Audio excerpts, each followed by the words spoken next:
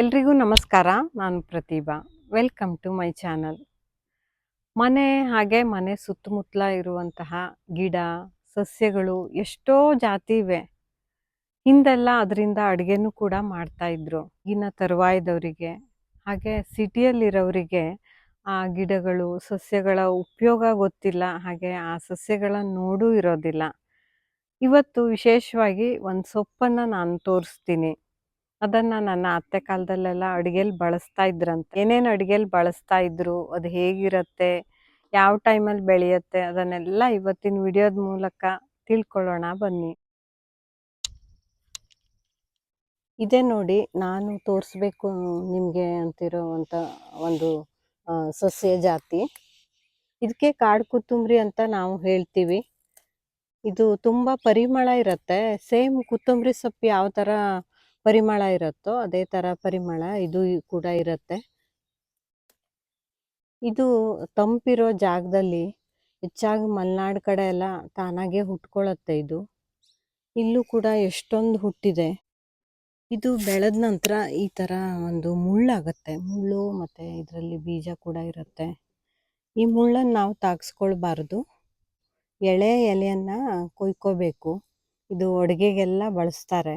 ನೋಡಿ ಇಲ್ಲ ಎಷ್ಟೊಂದು ಗಿಡ ಇದೆ. ಇದೆಲ್ಲ ತಾನಾಗಿ ಹುಟ್ಟಿರೋದೆ, ನಾವೇನು ನೆಟ್ಟಿಲ್ಲ ಇದನ್ನ. ತುಂಬಾ ಗಿಡ ಇದೆ.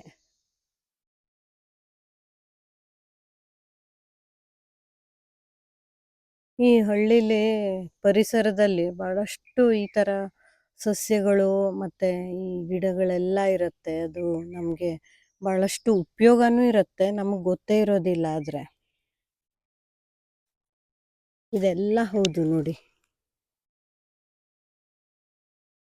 ನೋಡಿ ಇಲ್ಲಿ ಎಷ್ಟು ಎಳೆ ಎಲೆ ಇದೆ ಅಂತ.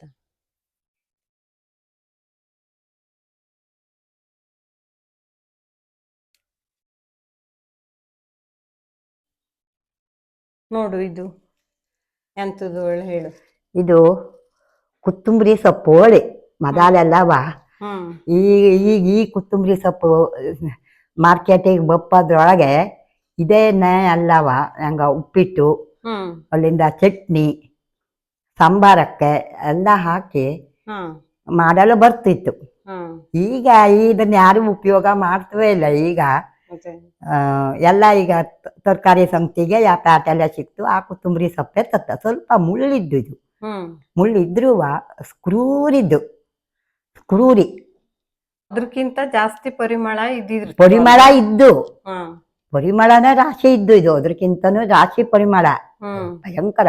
ಈಗ ಒಂದ್ ಹಾಕದ ಎರಡು ಹಾಕ್ಯದ ಒಂದ ಹಾಕವು, ಒಂದೇ ಸಾಕು ಎಲ್ಲದಕ್ಕೂ. ಸಾಂಬಾರಕ್ಕೆ, ಉಪ್ಪಿಟ್ಟು, ಹಿಂಗಿದ್ ಎಲ್ಲದಕ್ಕೂ ನಾವು ಯಾವ್ದಾವ್ದು ವಸ್ತಿಗೆ ಈಗೆಲ್ಲ ಕೊತ್ತಂಬರಿ ಸೊಪ್ಪು ಹಾಕ್ತವ. ನೀ ಹಾಕ್ತಿದ್ಯಾ ಮೊದಲೆಲ್ಲ ಹಾಕ್ತಿದ್ಯಾನು ಉಪ್ಪಿಟ್ಟಿಗೆ ಕೊತ್ತಂಬರಿ ಸೊಪ್ಪಿನ ಚಟ್ನಿ, ಕಡೆ ಕಾಯಿ ಸುಳಿ, ಅಲ್ಲಿಂದ ಇದನ್ನ ಲಿಂಬೆ ಹಣ್ಣು, ಈ ಕೊತ್ತಂಬರಿ ಸೊಪ್ಪು ಎಲ್ಲ ಹಾಕಿ ಉಪ್ಪಿಟ್ಟು ಮಾಡೋದು. ಸಣ್ಣಕ್ಕೆ ಕಟ್ ಮಾಡ್ತೀವಿ. ಸಣ್ಣಕ್ಕೆ ಕಟ್ ಮಾಡೋ, ಸಣ್ಣ ಕಟ್. ಉಳ್ಳಾಗಡ್ಡೆನೂ ಹಾಕ್ತಿದ್ರ? ಉಳ್ಳಾಗಡ್ಡೆನೂ ಹಾಕದಯ್ಯ, ಈರುಳ್ಳಿನೂ ಹಾಕವು. ಕಾಯಿ ಸುಳಿ, ನೀರುಳ್ಳಿ ಒಟ್ಟಿಗೆ ಎಲ್ಲ ಹಾಕಿ ಸಣ್ಣ ಕೊಚ್ಚಿ ಇದನ್ನ ಹಾಕೋದಾಗಿತ್ತು. ಕೊತ್ತಂಬರಿ ಹುರಿದು ಅವಾಗ ನಾವು ನೀರ್ ಹಾಕಕ್ಕೆ ಅವಾಗ ಇದನ್ನೆಲ್ಲ ಹಾಕ್ಕೊಂಡು ತೊಳಸಿ ಉಪ್ಪಿಟ್ಟು ಮಾಡೋದು. ಚಲೋ ಪರಿಮಳ, ಚಲೋ ಘಮ ಘಮ ಘಮನೆ ಪರಿಮಳ ಬರ್ತಿದ್ವು. ಇದು ಎರಡು ಹಾಕೋದು ಒಂದೇ ಹಾಕೋ. ದಪ್ಪಗಿದ್ರೆ ಅದ ಚಲೋ ಆಗ್ತಿದ್ವು. ನಮ್ಮಲ್ಲಿ ರಾಶಿ ಆಜು ಕೊಯ್ಕೊಂಡ್ ಬಂಜಿ. ಇದು ಸ್ವಲ್ಪ ಮುಳ್ಳು. ಮತ್ತೆ ಅದು ಬೆಳೆದ್ಮೇಲೆ ಎಳೆ ಆದ್ರೆ ಮುಳ್ಳಿರ್ತಿಲ್ಲ. ತಬ್ಕೆ ಹೋಗ್ತದೆ. ಎಲ್ಲೆಲ್ಲಿ ಹುಟ್ಟುತ್ತೋ ಹೊಳಲೇ ಬರ್ತದೆ. ಅಷ್ಟು ಚಲೋ ಆಗ್ತಿದ್ವು ಕೊತ್ತಂಬರಿ ಸೊಪ್ಪು. ಸ್ಕ್ರೂರಿದ್ದು.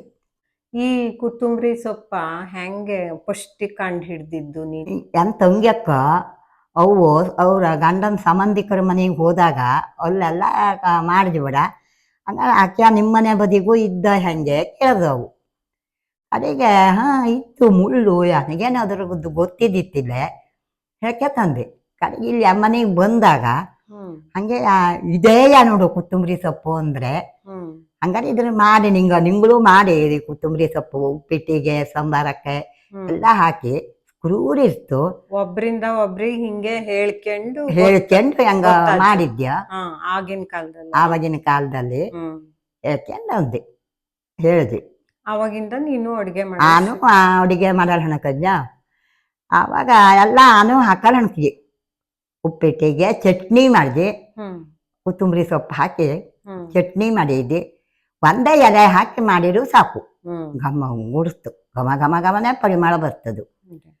ಈ ಎಲೆನ ಜಾಸ್ತಿ ಹಾಕ್ಬಾರ್ದು, ಸ್ವಲ್ಪ ಕಡಿಮೆ ಹಾಕ್ಬೇಕು. ಈ ನಾರ್ಮಲ್ ಸೊಪ್ಪು ಕೊತ್ತಂಬರಿ ಸೊಪ್ಪು ಏನಿರತ್ತ ಪೇಟೆಲ್ ಸಿಗೋದು, ಅದನ್ನ ಎಷ್ಟು ನಾವು ಬಳಸ್ತೀವೋ ಅದರ ಕಾಲ್ ಭಾಗ ಬಳಸಿದ್ರೆ ಸಾಕು ಅಂತ ಹೇಳ್ತಾರೆ ಅತ್ತೆ. ಹಾಗೆ ಇದು ಆರೋಗ್ಯಕ್ಕೂ ತುಂಬಾ ಒಳ್ಳೇದು, ನ್ಯಾಚುರಲ್ ಆಗೇ ಆಗೋದ್ರಿಂದ ಇದು ತಾನಾಗೆ ಬೆಳೆಯುತ್ತೆ. ಮತ್ತು ಯಾವುದೇ ಔಷಧವನ್ನು ಹೊಡೆಯದೇನೆ, ಈಗ ನಾವು ಹೊರಗಡೆಯಿಂದ ಪೇಟೆಯಿಂದ ತರೋದು ಯಾವುದು ಹಂಗೆ ಬರೋದಿಲ್ಲ, ಅದಕ್ಕೆ ಔಷಧವನ್ನ ಔಷಧಿ. ಸ್ಪ್ರೇ ಕೀಟನಾಶಕವನ್ನೆಲ್ಲ ಹೊಡೆದೇ ಬೆಳೆಸ್ತಾರೆ. ರಾಸಾಯನಿಕ ಮುಕ್ತವಾಗಿ ನ್ಯಾಚುರಲ್ ಆಗೇ ಬೆಳೆಯೋದ್ರಿಂದ ಆರೋಗ್ಯಕ್ಕೂ ತುಂಬಾ ಒಳ್ಳೇದು. ಹಾಗೆ ಇದು ಪ್ರಕೃತಿಯಲ್ಲಿ ಸಿಗುವಂತ ಒಂದು ಒಳ್ಳೆ ಸೊಪ್ಪು ಕೂಡ ಹೌದು. ಆ ಕಾರಣದಿಂದ ಈ ಒಂದು ವಿಡಿಯೋದ ಮೂಲಕ ಈ ಸೊಪ್ಪಿನ ಉಪಯೋಗ ಮತ್ತೆ ಅತ್ತೆಯವ್ರ ಕಾಲದಲ್ಲೆಲ್ಲ ಯಾವ ರೀತಿ ಬಳಸ್ತಿದ್ರು ಅನ್ನೋದನ್ನ ನಿಮ್ ಜೊತೆ ಶೇರ್ ಮಾಡಿದ್ದೀನಿ. ಈ ವಿಡಿಯೋ ಇಷ್ಟ ಆದ್ರೆ ಲೈಕ್ ಕೊಡಿ, ಹಾಗೆ ಈ ವಿಡಿಯೋನ ಶೇರ್ ಮಾಡಿ ಅಂತ ಹೇಳ್ತಾ ಧನ್ಯವಾದಗಳು.